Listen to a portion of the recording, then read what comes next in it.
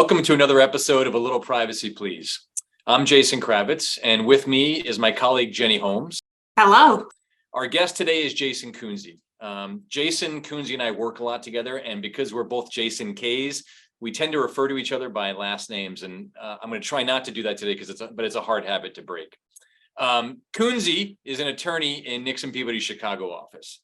He spent several years working as a software engineer before going to law school, and he now focuses his law practice on software disputes and transactions, does a lot of software licensing, and he is a true expert in open source software issues.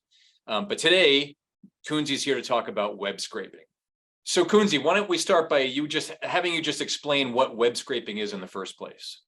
So web scraping is simply using automated tools to pull down data, usually large amounts of data from a website. But everybody does it, so there's not a problem with it, right?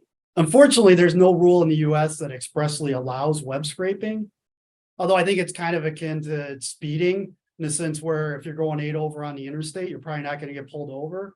But if you do, you can't really look at the cop and say, hey, you weren't supposed to pull me over. I'm going with the flow of traffic. So what would some common causes of action be in a web scraping case? What's the problem with it? It's very fact specific, but you may see causes of action under the Computer Fraud and Abuse Act or CFAA, copyright infringement, trespass to chattels, which is kind of a rare one, state computer crime statutes, unfair competition, unjust enrichment, and others, depending upon the salient facts. So Kunze, you and I dealt with a similar issue pretty recently, but did the Supreme Court's decision in the Van Buren case essentially drive a stake through the heart of a CFAA claim in the context of web scraping? It didn't kill it, but it definitely limited it. So at a very high level, what the Supreme Court said is that you can't use the CFAA to restrict somebody from scraping when they have permission to access your website. It has to be a gates up or gates down situation. In other words, your access is expressly prohibited and you got around that. So it definitely narrows the claims, but it doesn't kill it completely. And then on the other hand, did HQ Labs versus LinkedIn give us the right to scrape? Yeah, people often get confused about the HiQ Labs case because it's a very long running case and it's gone all the way up and down from the California district courts all the way up to the Supreme Court and back. At the beginning of that case, HiQ Labs did get a preliminary injunction allowing it to scrape LinkedIn's website, which was exciting for the folks that wanted to do web scraping. However, as that case went on, some bad facts came out, expressly that HiQ Labs was hiring third parties to set up fake emails and fake accounts on LinkedIn to enable their scraping to continue even when LinkedIn was trying to cut them off.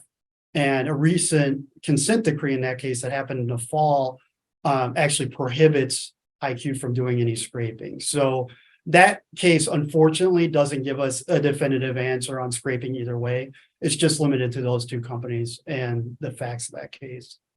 How does copyright protection fit into the web scraping puzzle, Kunze? Copyright fits in this way. It's not just the fact that you're scraping, but also what you're scraping. For example, scraping facts from a website, such as maybe salary information on a career website, is not going to be protectable under copyright law. But expression, if I'm pulling down paragraphs of text from a website, for example, absolutely will be. So there may be a copyright claim or even a DMCA action to try to take down material from your website based on the actual content that you're scraping. And we often need to take a close look at that when we really dig into the facts. Now, before law school, I mentioned this in the intro, you were a software engineer. Any regrets? I still get to work in the engineering spaces. I'm looking at some mobile telecom agreements this week. I get to look at software licenses. I was looking at source code earlier today.